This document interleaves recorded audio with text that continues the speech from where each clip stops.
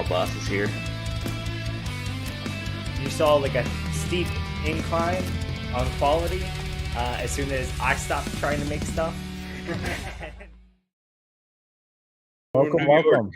San Francisco, San Diego. Which ones? I don't remember. Anyway. Hey, everybody. It's Chaos Cast. Were you trying to reference like Saturday Night Live? Well, so I actually wanted to reference Anchorman, but then I went off stream and then I went to Saturday Night Live and then I got mixed up and things happened. We don't need to talk about it. So we're here with us this evening for us and morning for him actually is Daniel. Daniel is from Pro Gamer DAO. They are a DAO that operates, I believe, primarily on Clayton, if not exclusively, focused around gaming, obviously. So welcome, Daniel. GM guys, GM for everyone in the States. So I'm glad to be here. I mean, I think it lives up to the name of Chaos Cast. I'll be as chaotic as possible, talking about gaming and crypto. Let's just have fun. Absolutely. To start off, though, just to, handle business for a moment, do you want to tell us a little bit about Pro Gamer DAO, and then we'll just go completely off topic and do whatever we want? Sure. Yeah, I really want to get back to the conversation we were having before the stream started. Yeah. Okay, sure. So Pro Gamer DAO is a gaming guild operating in Korea.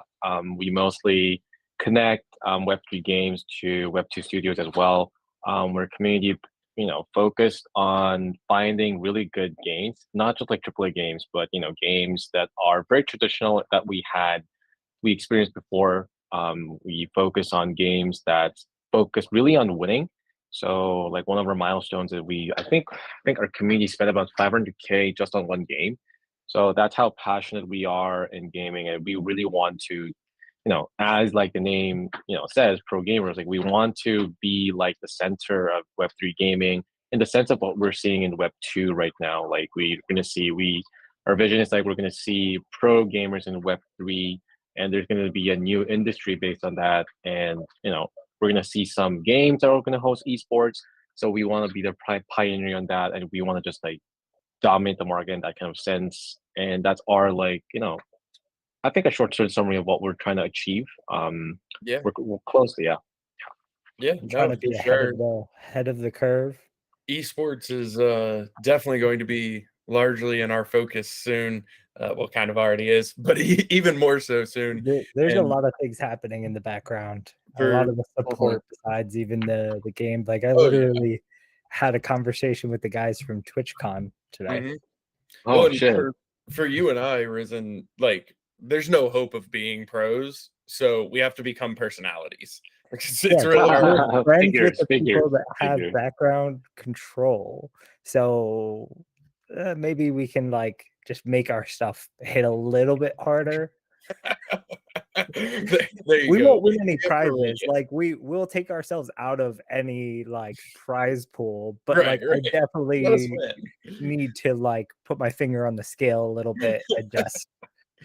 So speaking of pro gaming, we were actually chatting about this as we got set up for the cast, and then we paused it because it was such a good conversation that we wanted to bring it on the cast. So Daniel mentioned that you used to like drive towards being a pro gamer. Oh yeah. You had that conversation with your parents and just said, "Oh yeah, listen, mom and dad, this is who I am. Instead of wanting to dance, I want to play professional video games." What game? I mean, so there was two type of games I was really passionate about when I was a teen. So, by the way, I'm 30. So, it's like 15 years ago. Like it was like FPS and StarCraft. So when I was a teenager, StarCraft like one of the largest game in Korea that that produced and fostered esports in Korea at that time. So I just wanted to be one of the pros there. Or we also had our own like native FPS, like similar to Counter-Strike. So I was like striving to be one of those. And I almost went into the pro team. Like we have like first tier, second tier, and third tier team, right? So I was like, I almost went into the third tier teams, like amateur, like what do you call that? Like I don't know that in English, but like there's like There's when you like become a pro. there's like feeder teams. Yeah. So it's like an uh, amateur team. So I almost I took a test. I got obliterated like from a. So I was 15 at the time. I got killed. I got like obliterated 3-0 by a 12-year-old. Like holy fuck! Like I was like, so like I've never actually felt a talent before. Like I think that's like one of my first experience. Oh, this is talent. Like oh like I suck. I truly like felt like I sucked at it, despite giving all of it. Like I was like, but then and I asked him after I lose, like, how long have you been playing? He said, oh, I've been playing for a year. I was like, you've been only playing for a year, bro? I was like yeah, but it's there's generation gaps no matter how much we try and fight it. Like I was about to say before we stopped the conversation to bring it over here, my nephew literally got a full 4-year ride scholarship to a actual like legit college to be a part of their esports team. Based off of his ranks in like 3 different games. Yeah, he's now on their esports team, and like that's what he's going to school funded by video games. And cool. It just blows my mind. So I bought him a computer, and I said, Oh. when you get rich and famous, that you have to help take care of me, because I'm sure I'll be in like a memory care facility or abandoned on the side of the road somewhere. Well, Daniel, to your point, so I'm about to be 30 myself as well, but we didn't think it didn't catch on as quick in America, shocking, as it did in the eastern parts of the world. And so like when I was a teenager, like my game of choice was always Halo. I've always been a Halo junkie, always will be.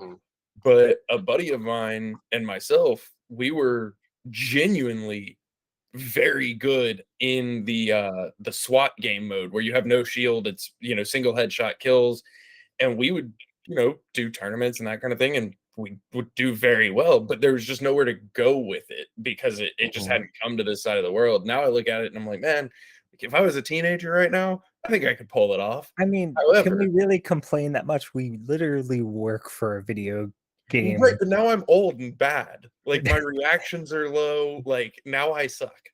I just got stomped in a Fight Club tournament again. Like I entered and I got absolutely destroyed.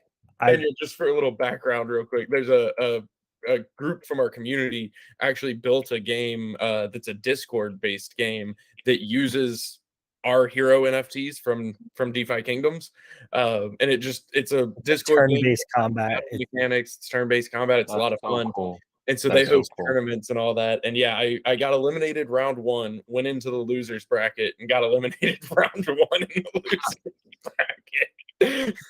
I love that though, because I feel like our game in particular has such a throwback to the style of games of our youth.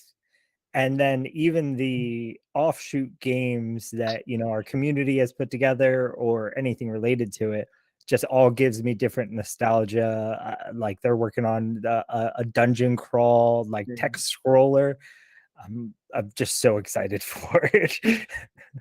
Yeah, no, it's gonna get cool. So what games are currently that's what I was about to ask. Taking up your time? Because me and Bolan get spanked on a regular basis by people on your side of the world. No, we don't. We get spanked by anybody in Bronze 2 Elo in League because we suck. No, everybody that beats me is a scripter, and they're power leveling. And so yeah, crypto or non-crypto, Daniel, what are you playing? Right, cool. So recently God of Wars came out, so I've been like enjoying the content there. I think and then like I'm just reading the whole stories again. So I'm a story holic. Like like does the lore make sense? I read those kind of stuff. Like this is power imbalance. Like this doesn't make sense. I thought this was this. I'm enjoying the content over there. And what else? And the usual. Like I think I'm also playing League of Legends sometimes here and there. And Web3 games, I think not a lot of Web3 games because like because I don't want to mix work with my hobby in a sense. So Yep, absolutely. I try to stay away, try to. But eventually here I am again, trying to play something new in Web3. But then it's very hard to find that competitive feature in a lot of Web3 games right now. Yep. I think the reason why I've been into gaming is like that competitive mindset and like, you want to be the best out of the whole thing. So I think that the Web3 game lacks that kind of stuff yet, but we're going to see a lot of like good competitive Web3 games um in the near future. But it just needs to be, I think, more complex. It has to be a bit more, the game mechanics should be a bit more complex in a way. I don't know how to Gotcha. explain this, but No, if you know what I mean. It's definitely a feeling we all are working towards. It's exciting that, there's not that many people that are truly pushing this space, and we're glad to be one of the like first movers figuring out a lot of this stuff. But I also am very excited for the paving of the way to see all the other games that come after a lot of these problems are fixed, after people, oh yeah, not to toot our it's own only horns, gonna but get people better. like us figure out how to bring that level of complexity. Yeah, it's only going to get better. And that's one reason that like I'm so grateful in so many ways for Wisdom, but Wisdom, the company that we have contracted to like physically build out our PvP, uh not only are they a game studio, they're also, I want to say, the largest, if not the largest, one of the largest esports producers in America. So as they're helping us build this out, it's all with that esports mindset, which makes me really happy because I really want to just immediately dive into the esports aspect of it. And so I think that's really beneficial because it's not something that's going to have to be added after the fact. That competitive and like broadcast worthy mindset is going in at the beginning, which I'm really excited about. So we also play Oh, League of totally. Legends a lot. Yeah. Yeah. I mean, it's like those.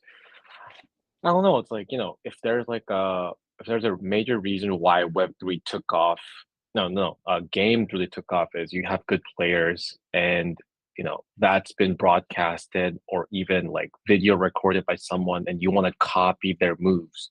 I Yep. think that's like one of the biggest, like, engine of Oh, games to evolve and, so I think, for Web3, of course, like we're very early right now for Web3 games, like, you need to first have a really complex game that you need a guide or someone to show you the tips of how to be better, and it needs to be broadcasted. And then, I think that's that's where you build up stuff. So yeah. Well, that's, I'm curious if it's the same in Korea, but here a lot of times like people follow the streamers.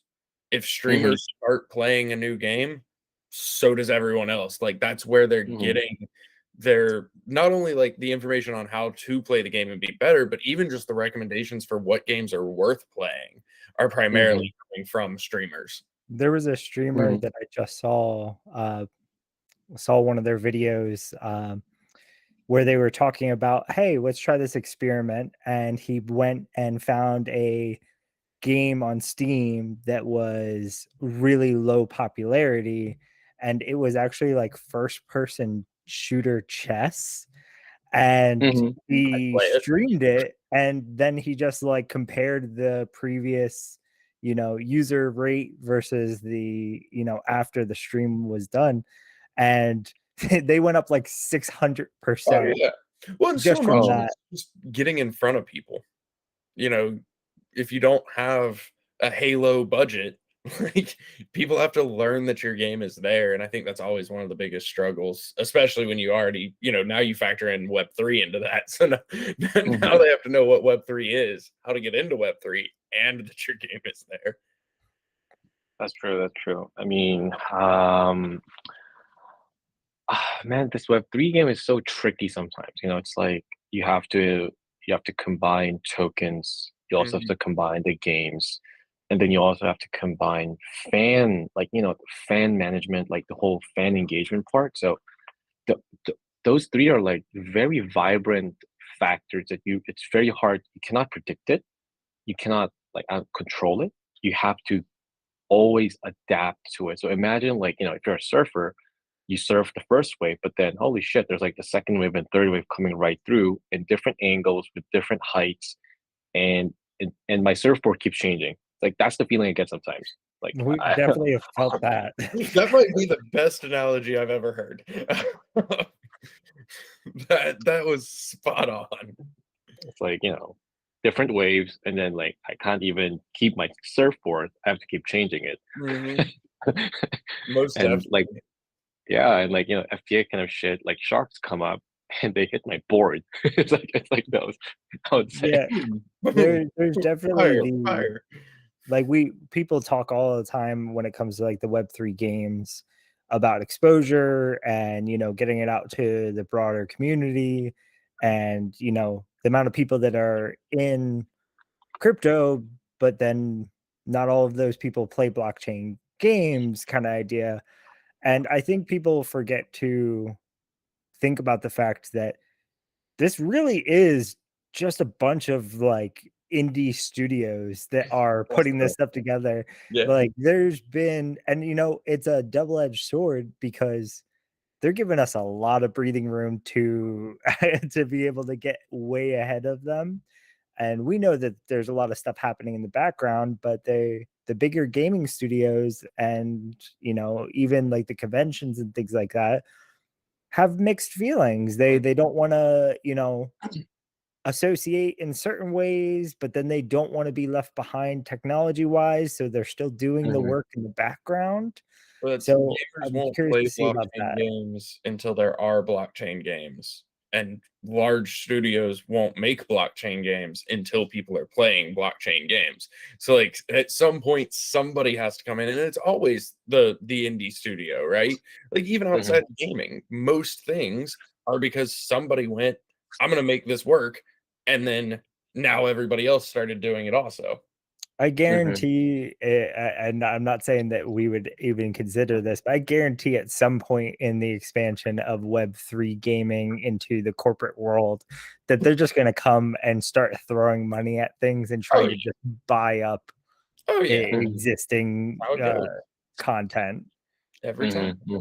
Because they'll be so far behind on the on kind of what you mentioned.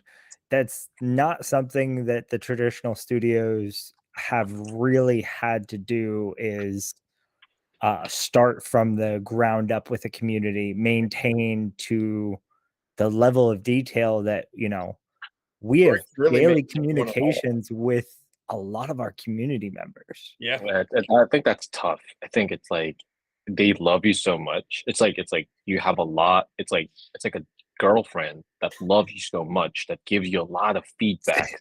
So sometimes a little bit too much. You know what I mean? Like she doesn't hate you to the bones, but she's not satisfied with you, and she wants you to improve, and she wants you to be at the best. But every time you be the best, she's always saying, hey, you have to be better. You know the ad with Kobe and Kanye and Ye, and saying like, hey Kobe, I've done this shit, more records, more. And like that it kind of give me that kind of vibe, like no matter how much you try to achieve, until you become Kobe, literally everybody's gonna be like more, more, and like that's true. So for everybody listening, we're dating now. Congratulations. You guys are in a hate and love relationship. You guys are married to each other. It's very true, It though. makes so much more sense when you think about, like, I've gotten messages of, I know you've seen this message. I can see that you've read this message. Like, bro, like, listen, I also play video games and hang out with my friends on the same program that I work on. So just because you see my name showing up someplace doesn't mean that I'm actively just turn on Find My Friends, let them track your location, and move on. It's fine. That's true. I mean, it's yeah, it's like random messages from people that I know they're in the community, or hey, I know like you're one of the founders, like you're one of this and this and that. could you like do this for me, do this for me? It's like, oh my God, like how did they message me?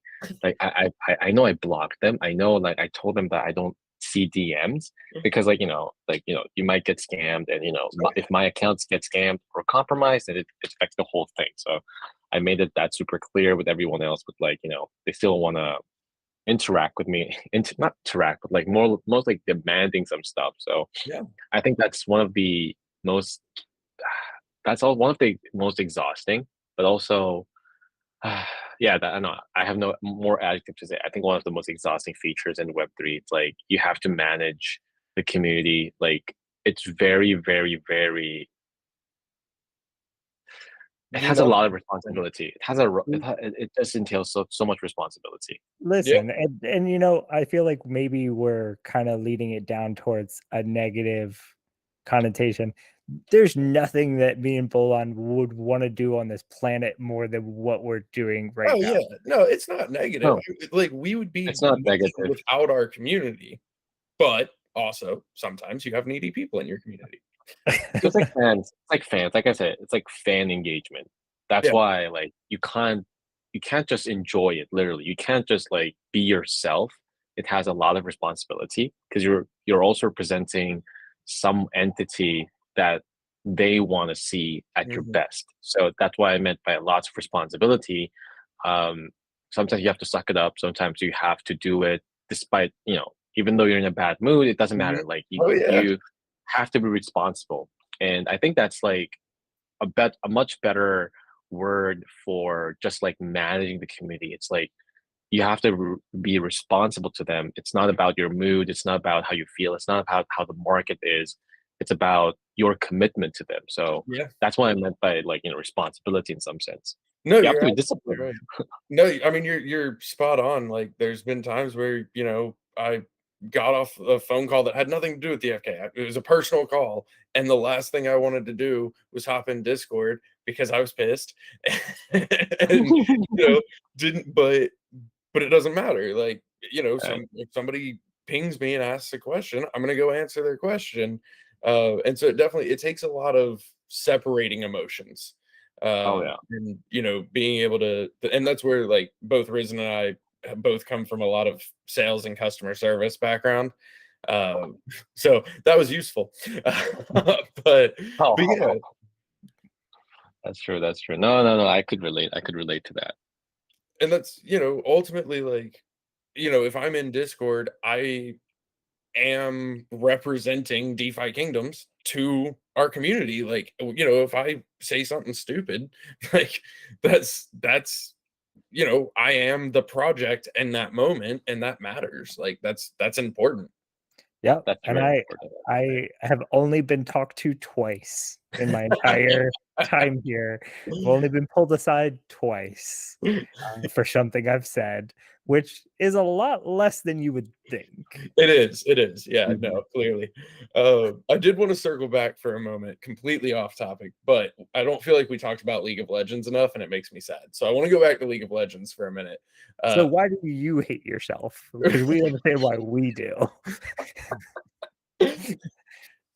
That is the basis of the question. I was just going to remind everybody that I took a shot in the pre-call, and we were talking about going pro in video games, and I said, yeah, you can go pro in North America and just get eliminated everywhere you go in the first round, like me in Fight Club, because North America has never had a good league team. That's true. It's kind of like us in soccer. Yes, also same. Daniel, what you said you play some league, right? Some league? What do you mean by that? Some League of Legends. Oh yeah. Just like, I actually tried, until season 2, I was really, really doing it. I think I went until like I don't remember. I think it was platinum or diamond. I don't exactly remember. I was really on the top. But then like after a few seasons, I was like, okay, I think I'm too old for this. I felt like, oh my God, I these guys are way better than me. And then like, like the good part about gaming is you want to keep doing it when you're winning, but then when you start feeling that no matter how much effort and time that you're putting in despite your very busy schedule. And in the moment that it hits you, where okay, you're gonna stay in this level no matter how much time and effort you put. I think that's a very demotivating experience. That's you don't enjoy the content that they provide, but it's like the winning experience decreases, and you kind of say that the game is good, but you don't. You just I don't know. It's like you don't want to admit that you that suck you're at not the going to game. get better. I'm Yeah, it's like wondering when you were talking, and we were first talking about like the differences in the culture around gaming. I oftentimes think about, that comparison of, like you were saying, you guys try really, really hard to be really, really right. good. And a lot of the Western style of playing video games is more leisurely. Oh yeah. And I'm wondering about Mhm. that experience of like, are we just like consuming completely different sources of content? Like I I go think into a that League could of be. Legend game to play with my friends, maybe Make your troll face off a of little bit, Yeah. and feed yeah, just have everyone. fun. Yeah, Oh like yeah, that's true. I That's could care true. less if we win or lose, but I play with some people that have a Mhm. much harder time with that than others. Yeah, I don't me. know anybody like that. Yeah, me. I don't like to lose. Is that I something that think you see over there of yeah, people getting yeah. demotivated out of a game that they're not good at or at that level? So, I'm not gonna speak for everyone else, but it's like if you talk to an ordinary Korean male, I think 7 out of 10 they play the game because they like the feeling of winning, and the type of social engagement that we enjoy in the game is we win with our friends and we level up at the ranks, and we don't enjoy it's like Hmm, it's a very socionomic, it's like a sociology kind of like analysis. But for me, it's like the we don't mess around. Like the purpose of us playing games is of course consuming content, but like if we don't experience enough like winning experience, or we don't win with our friends, we don't level up that quickly, then I think that's a very it demotivates you to continue the game in a Yeah. sense. But that also for some people who are very competitive like me, I'm like, yo, let's beat them until we get it. Like we also have that Yep. kind of mindset. So I Well, it's think the fun. way of I think the way of consumption is really different, because I think if I remember correctly, when Diablo 3 first came out, Blizzard said it's gonna take you 2 weeks to beat this game. And a Korean beat it in 6 hours or Yeah. 4, I think. And then he finished the hardest mode within like 12 hours, I think. Yeah. And that and when you look at when you look at those speed runs, it's not about consuming games. It's about making a statement in a sense like, aha, I am a good gamer. I think Yeah. that's what we enjoy. Like we want to prove ourselves that we are a good gamer. I Yeah. think that's like our way of consuming your content in a sense. And it's why Korea is traditionally dominated in esports. Like, that mentality pays off when you look at competitive levels.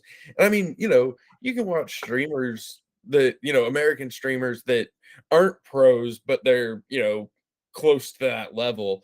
And, they'll go to Asia and get on the Asia server and they'll just get absolutely demolished. I mean, it's just an entire like we are because so I am far more competitive than Risen, and I don't like to lose, which is why I'll often just stop playing League for like a month and then I'll reset and I'll go play a little bit more. But we are hard stuck like bronze 2. Like we're it's never going up. We are not good. But that's in the American server. Like I can't even imagine playing a game on an Asian server. Like it would just be absolutely horrendous for us. We wouldn't even be able to compete. And I think that's what's so crazy to think about is like when you look at like a platinum American player and you're like, oh man, they're platinum, like they're really good. And it's like, yeah, but if they were on a different server, they wouldn't be. They'd be like the like it just Right. doesn't the level of competitiveness of the server is so vastly different. Which I know, yeah.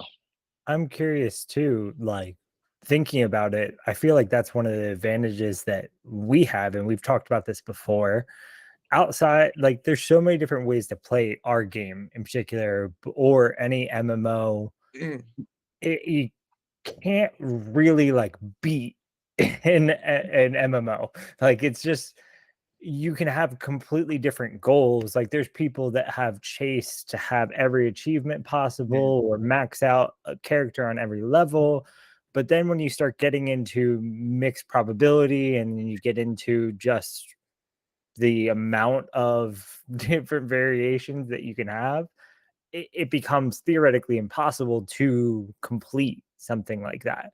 And we have community members that are solely focused on the financials. We have some that have been preparing since day one for PvP, and they're going to absolutely wreck face.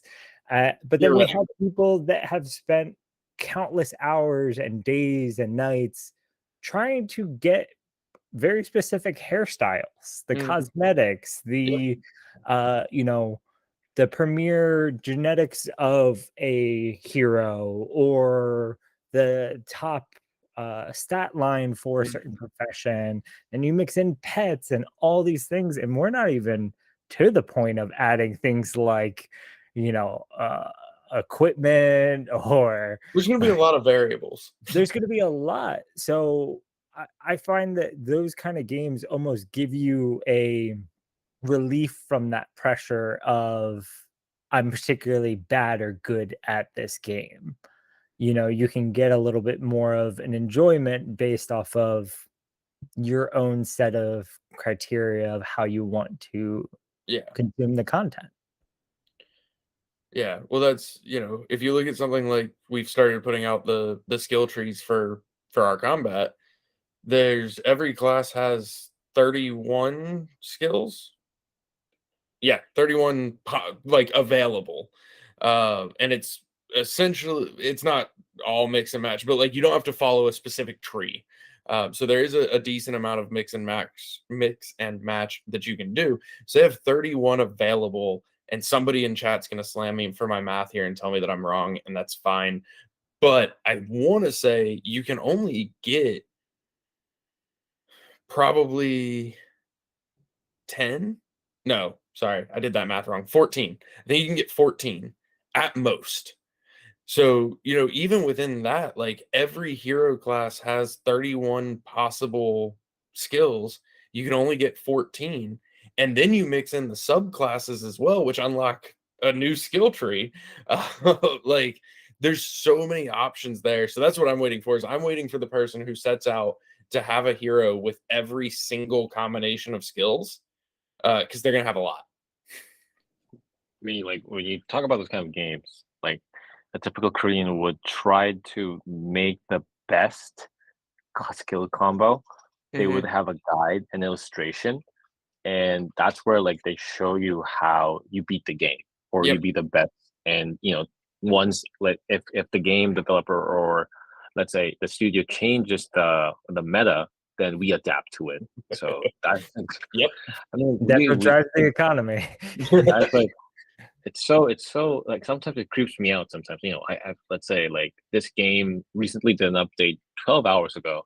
Then like in the next like 4 hours, there's going to be a new guide on how to make the best or the strongest character in PvP, or how to make the, you know, the best character in doing your specific like goals that you want, or what's the prettiest outfit that's going to come out in the next 12 hours. Like he's actually, it's like these guys, like they're not even like professional gamers in a sense, but you know, they've just consumed it so much they can like just see it. Like I've known someone who spent a lot. There's a game called Lineage in Korea, right? It's one of the biggest games in Korea that's been lasting for 20 years. Like an item would cost about $1 million. An in-game item would actually cost $1 million. And then like, you know, so I know that, I don't know the person himself, but he's in a guild. So I asked someone in the guild, like, yo, how much money did he spend to get that? He said because the item costs about $1 million, he said, so like, I would assume that, maybe he spent 500K or 600K. So that's not too bad. But he said, no, man, like I spent 2 million on this. I was like, what the? You spent $2 million on the game to get this item. Like, it's not about like getting the item. It's like part of it. And he enjoys being this. Like I said, it all goes back to what I've said. He wants to be a good gamer. He wants to be recognized in the game as a ranker or someone very special. And that's like, I think, one of the coolest thing a gamer wants. Like everyone knows his ID, everyone knows his name, and says like, "Yo, did you check him out? Did you check him out? Did you check him out? Did you check him out?" And then that's like early days of WoW, where like exactly somebody getting the first set, like they'd actually become famous within the game across servers, that they were the first guild to beat this dungeon or whatever raid boss and get this complete set of this thing that a year later was completely useless. Yep, exactly. And that's where I think you almost have two different types of professionals. You have the mechanical professionals who are the best players, and then you have the content professionals who know the game better than anyone else.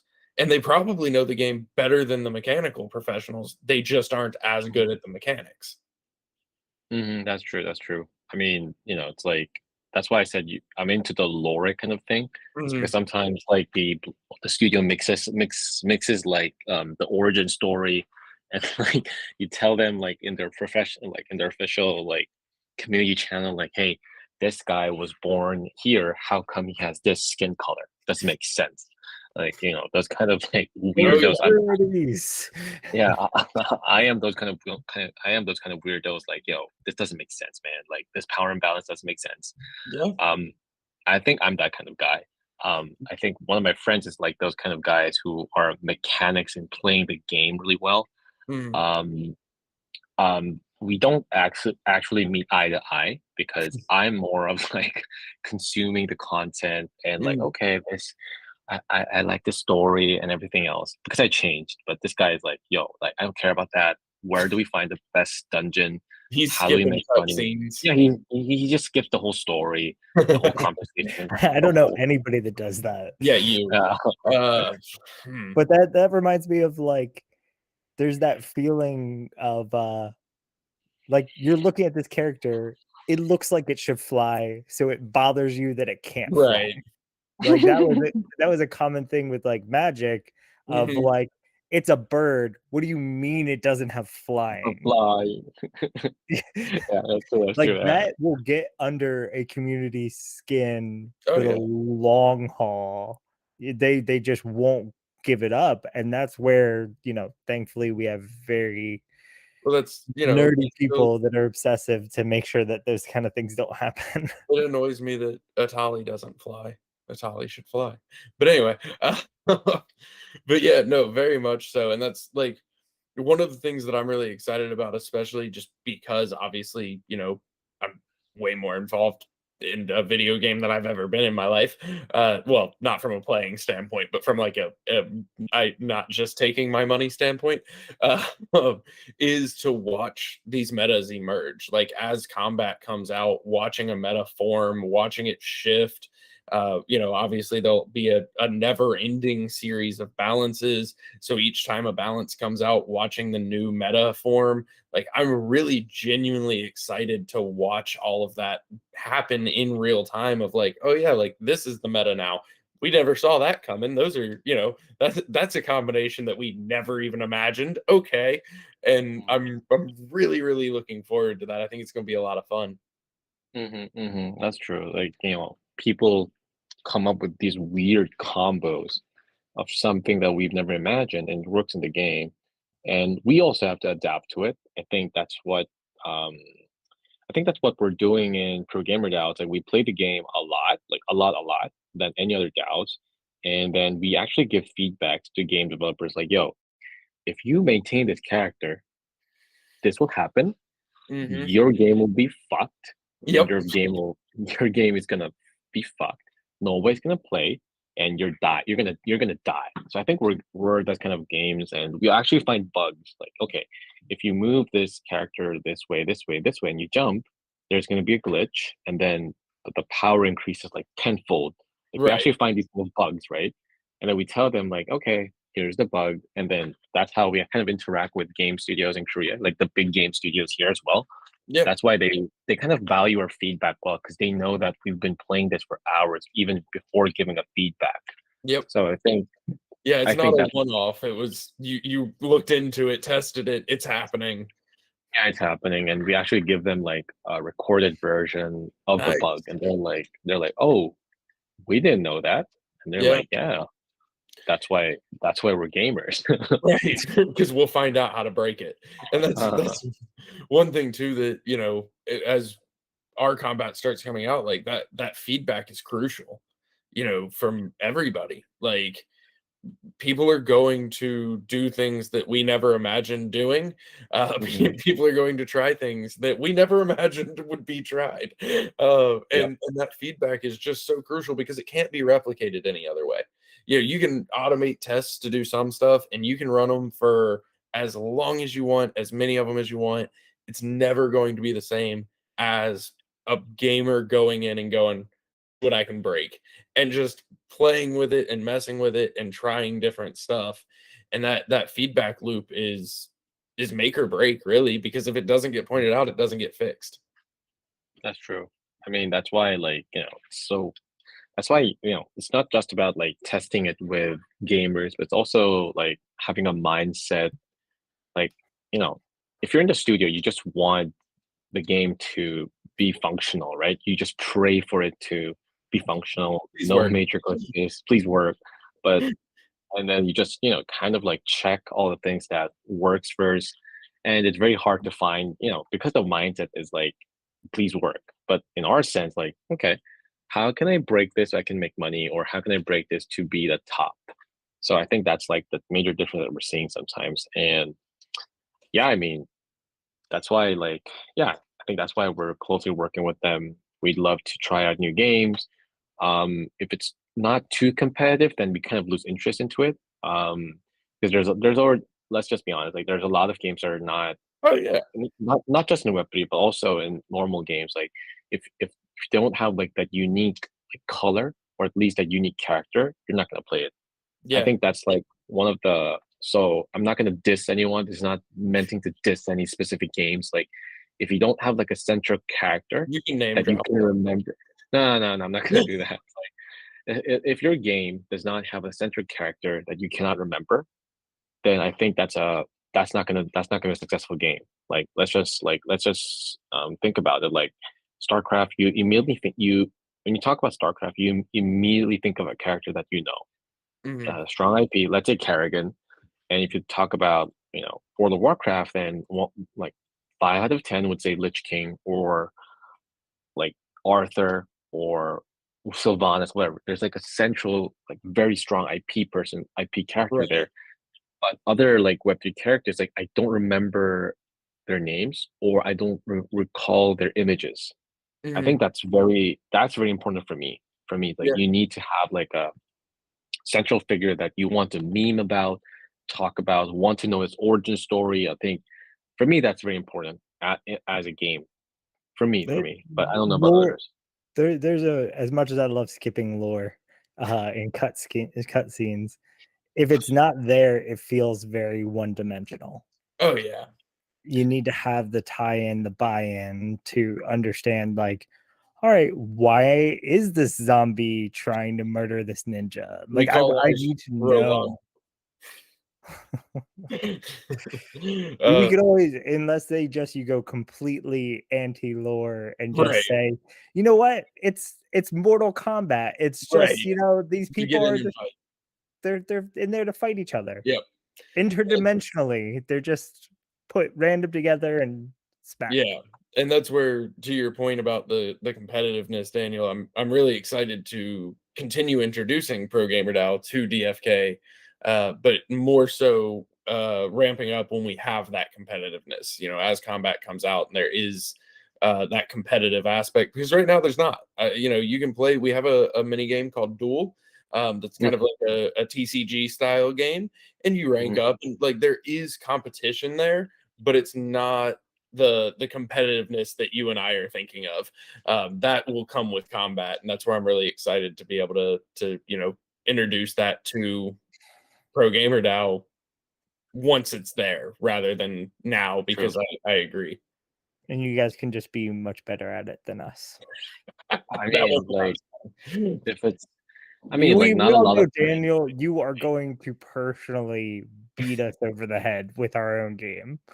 Nah, I'm not gonna do that. That's so mean. He's gonna go easy on us instead to make us like, better. I mean, guys, like, you guys were very competitive. I almost lost. I lost. You know, it's like. Listen, then, if you take a knee and roll over, it's so much worse. Just murder me and just make it quick. No, I shall have my mercy. I shall. That's the I shall real enjoy. Is one of my favorite things to do in League is to kill Riot employees. Like if I end up in a game with a Riot employee, it's so satisfying to kill them. The problem is we're now the Riot employees. Right, that's so That's true. not good. Different rules, so double standard. Oh, absolutely. But no, I'm really excited for it and really looking forward to the future. I think there's going to be a lot to keep talking about, and I think that we'll have a lot to be of interest for Pro Gamer DAO, which is really exciting as well. And then no, you can go. No, you can go. I was just gonna say I just wanted to take a second to say thank you for joining us. Anytime somebody we're talking to them, and I'm talking to Bolon beforehand about like what's the prep for this one, and I particularly enjoy anytime he's like, yeah, we're just gonna talk about video games for a while. Like, okay, yeah, no, let's do this one. So I just wanted to say thank you for joining us. No, I had fun. Yeah, we really appreciate it, and we'll definitely be doing it again and talking about more video games, because we're nerds and we like talking about video games. We haven't talked about console games yet. So ooh, yes, that's a whole can of worms that I am totally down for. We only talked about like the whole Web 2, Web 3 scene, a very slight overview, but we can even geek out console games or even Super Mario, the history of video games. Like I can talk about Japanese history, Japanese game history, Korean game history. You can give me dive in Blizzard. Yeah, I mean, like even like Steam, like you know, it's like there's so many things to geek out. I think. Oh yeah, drool over about this. So yeah, happy to join. Soon to come in the future, we're gonna have a separate podcast with Daniel. Yeah, it's just me, you, and Daniel talking about video games. It has nothing to do with anything else. We're just hanging out talking about video games. No, that's where like I think gaming can drive a lot of adoption to Web3 because it's so relevant to people. There's so many gamers in the world, and they want to go where new games are. They just don't have an incentive yet. I think there should be a new genre. It's like it might sound so challenging. It's like we have MMORPG, we have just RPG, we have TCG, we have FPS. Like there needs to be like a subcategory of like Web3 games, Web3 genre that's very specific. Like I don't know how to explain this. Maybe it could be like, yo, this is a mixture of TCG and FPS on blockchain. It's like there needs to be like a genre just named after how we work in a way. Yeah. And then we just need to have like a core user base that, oh yeah, I'm playing this kind of genre. It's called this. We need that kind of categorization.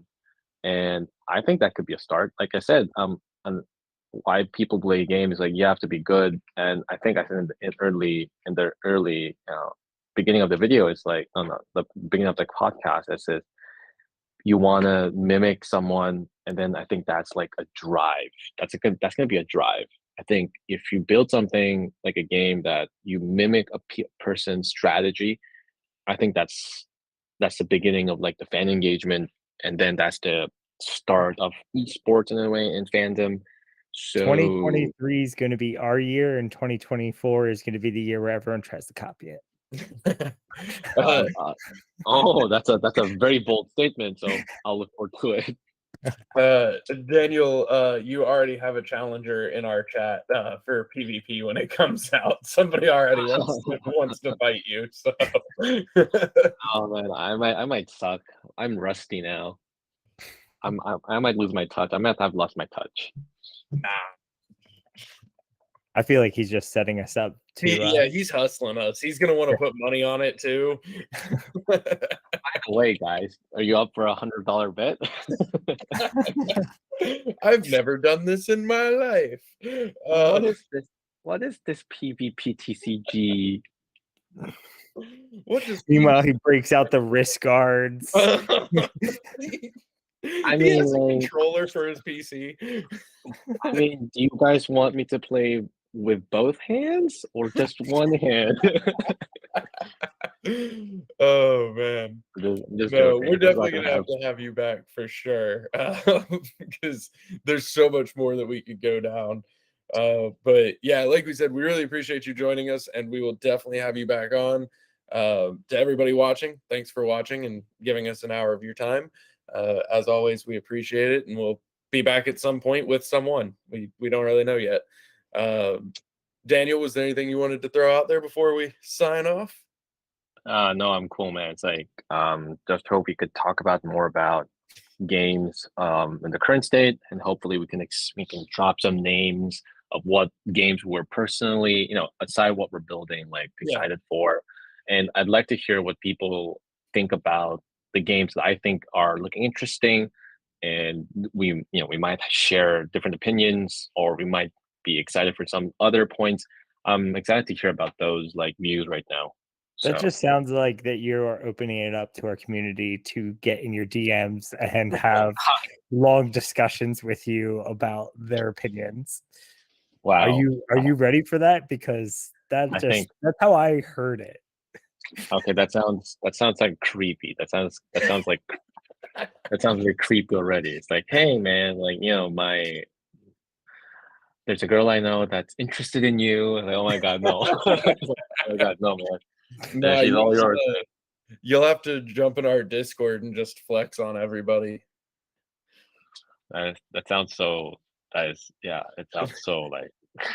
Oh man, I'm cool, man. I'm cool. Oh man. Yes, Daniel is a friend of ours. Be kind to him and his inbox. We want him to come back, okay? Don't scare him. Guys, gotta tell you, English is not my first language. Flex on us some more, Daniel. You know more than one language. Guys, me speak only one language, guys. English is not my first language. Okay. English is my first and only language. I'm not that well educated. All right. I think it's time for us to give sincere. Bye. Bye, guys. Thanks for having. Bye. Hope to talk to you soon, guys. Bye. Thanks, Daniel. Thanks, guys.